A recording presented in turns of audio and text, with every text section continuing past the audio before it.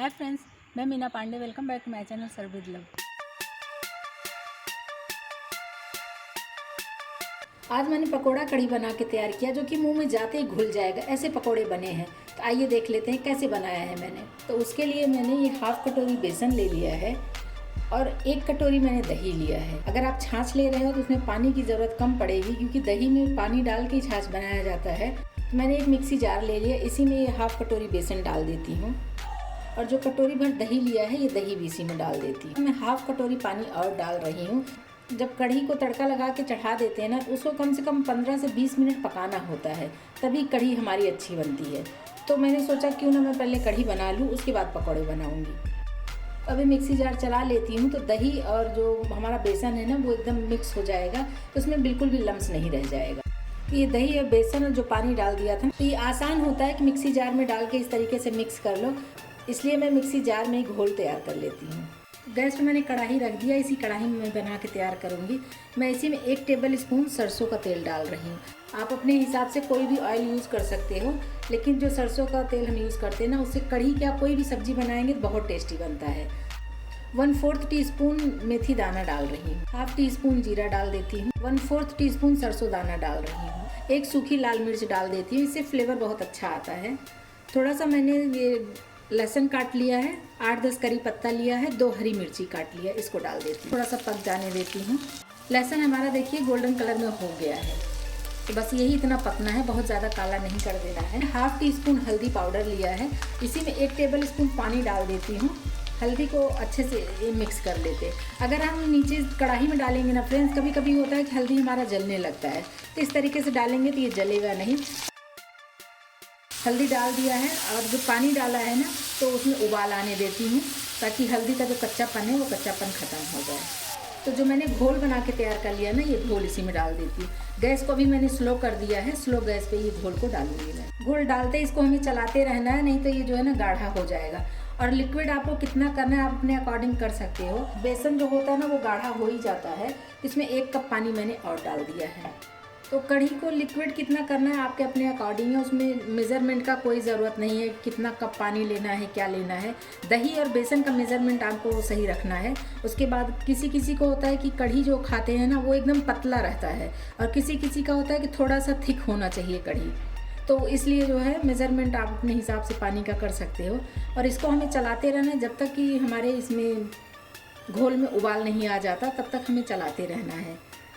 और नमक अभी नहीं डाला है, नमक मैं लास्ट में डालूंगी, क्योंकि कभी कभी ऐसा होता है कि नमक डाल देते हैं ना, तो दही डली हुई है तो कढ़ी हमारी फट जाती है। जैसा कि आपने अगर ध्यान से देखा होगा तो मैंने अभी हींग का यूज़ नहीं किया है। का स्पेशल तड़का बना के तैयार करूँगी, उसमें मैं हींग का यूज़ करूँगी, क्योंकि ये जितनी देर तक कढ़ी हमारी पकेगी ना, तो हींग का टेस्ट उसमें एकदम से उड़ जाएगा। तो अगर हम फ्रेश जब तड़का तैयार करते हैं उसमें हींग का तड़का देंगे, तो फिर हमारे कढ़ी में एकदम फ्लेवरफुल रहेगा तड़का। तो स्लो गैस पे 15 मिनट मैंने कढ़ी को पका लिया है। इसी में थोड़ा सा धनिया पत्ती डाल देती हूँ। धनिया पत्ती का भी फ्लेवर बहुत अच्छा आता है कढ़ी में। तो कढ़ी हमारी बन के तैयार हो गई। अभी मैं गैस बंद कर देती हूँ और इसको ऐसे ढक के रख दूँगी कवर करके, और पकौड़े बना लेती हूँ। कढ़ी हमारी हल्की सी ठंडी रहेगी और पकौड़े हमारे गर्मा गर्म रहेंगे। जब इसमें डालूँगी ना तो एकदम फूल के आएगा, बहुत ही टेस्टी कढ़ी बन के तैयार होगी। पकौड़े बनाने के मैंने कुछ ये सब्जियां काट ली है। 1 प्याज काट लिया है, थोड़ा सा एक कैप्सिकम काटा है, और 1 गाजर मैंने इसे ग्रेट कर लिया है, और थोड़ा सा धनिया पत्ती है, इसको डाल देती हूँ। फ्रेंड्स, आपकी अपनी चॉइस है, चाहे तो आप सिर्फ प्याज डाल के बना सकते हो या फिर प्लेन ही बना सकते हो। ज़्यादातर लोग प्लेन ही बनाते हैं, लेकिन मैं इस तरीके से थोड़े से वेजीज डाल देती हूँ ना, इससे बहुत अच्छा टेस्ट भी आता है और बहुत फ्लेवरफुल कढ़ी हमारी बन के तैयार होती है।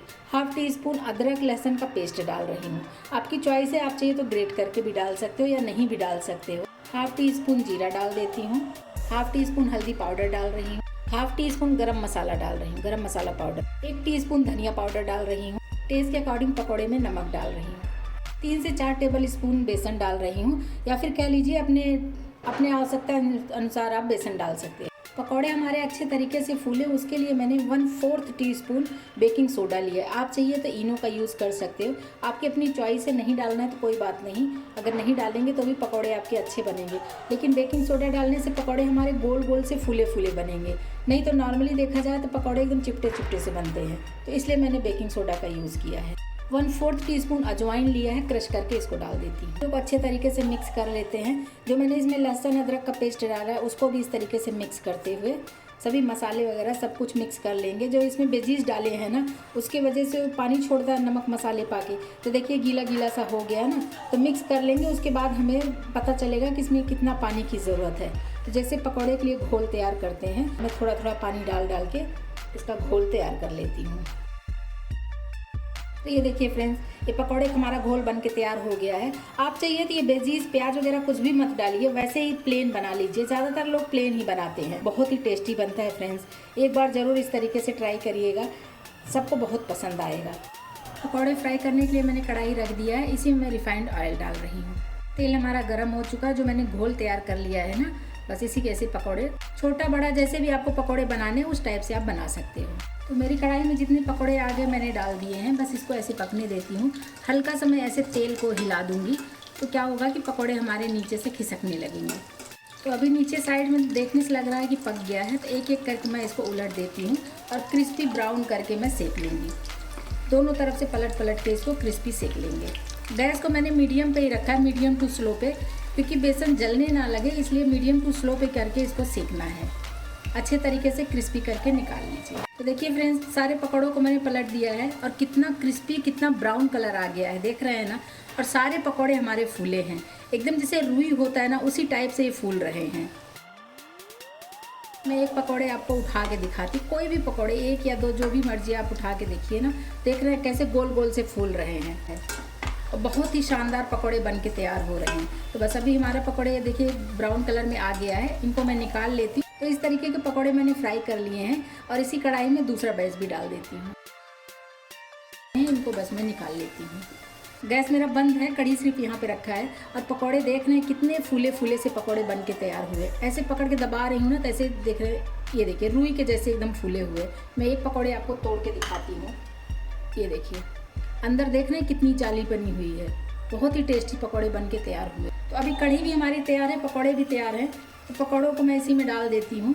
ये देखिए, क्योंकि कढ़ी हल्की सी ठंडी हुई है और पकौड़े हमारे गर्म हैं, बस यही चाहिए होता है, तभी तो हमारे पकौड़े एकदम फूल फूल के उसके अंदर एकदम जूस अंदर तक जाएगा। पकौड़े डाल के भी ऐसे मिक्स कर देती हूँ। अभी इसी स्टेज पे मैं इसमें नमक डालूंगी, क्योंकि अभी तो गैस बंद हो गया और कढ़ी हमारी पक चुकी है। तो अब मैं इसी में टेस्ट के अकॉर्डिंग नमक डाल देती हूँ। पकौड़ों में भी नमक डाला हुआ है, इसलिए सोच समझ के नमक डालना है। और थोड़ा सा हरा धनिया कटा हुआ डाल देती हूँ। एक बार मिक्स कर देते हैं। अब इस कढ़ी के लिए मैं एक स्पेशल सा तड़का तैयार कर लेती हूँ। आप चाहिए तो ऐसे खाने के लिए सर्व कर सकते हो। 1 टेबल स्पून तेल डाल के तड़का पैन में रख दिया है। ½ टीस्पून जीरा डाल देती हूँ। 1 पिंच जितना हींग डाल देती हूँ। अभी गैस बंद कर देती हूँ ताकि तड़का हमारा जले नहीं। थोड़ा सा इसको मैं ठंडा होने देती हूँ तेल को। इसी में एक साबुत लाल मिर्ची डाल देती हूँ। जितना तेल गर्म है उतनी गर्म तेल में मिर्ची भी हमारी हो जाएगी। थोड़ा सा करी पत्ता ले लिया, इसको डाल देते हैं। इस तरीके से तड़के को चला देती हूँ तो मिर्ची भी पक जाएगी, करी पत्ता भी देखिए चिटक रहा है ना। और ये जो तड़का तैयार हो गया है ना, इसका तेल भी ठंडा हो चुका है। इसी में मैं 1/4 टीस्पून काश्मीरी लाल मिर्च पाउडर डाल रही हूँ, इससे कलर बहुत प्यारा आ जाएगा। बस मसालों तड़के को मैं इस तरीके से मिक्स कर देती हूँ कि कितना प्यारा कलर आ गया ना। इसी में तड़का मैं डाल देती हूँ। थोड़ा सा धनिया पत्ती अगर है तो इस तरीके से डाल दीजिए। टेस्टी सी कढ़ी मेरी बनके तैयार हो गई है। अभी मैं खाने के लिए सर्व कर देती हूँ। तो कढ़ी के साथ खाने के लिए प्लेन राइस ज़्यादातर लोग खाते हैं, जीरा राइस भी खाते हैं। मैंने कई वीडियो में राइस बना रखा है, इसलिए मैं वीडियो ज़्यादा लंबी नहीं करना चाहती, इसलिए मैंने राइस पहले से ही बना लिया है। देख रहे हैं कितना लाजवाब कढ़ी चावल मेरा बनके तैयार हुआ है। इस तरीके से बनाएंगे तो सबको बहुत ही पसंद आएगा। तो आप लोग भी बनाइए और इन्जॉय करिए। अगर आपको मेरा तरीका पसंद आया हो तो लाइक और कमेंट्स करना बिल्कुल भी मत भूलना फ्रेंड्स। लास्ट तक मेरी वीडियो देखने के लिए थैंक यू।